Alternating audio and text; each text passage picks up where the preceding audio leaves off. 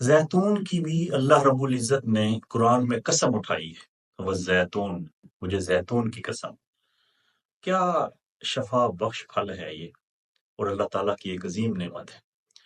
نبی اکرم صلی اللہ علیہ وسلم کا ارشاد ہے کہ زیتون کھایا کرو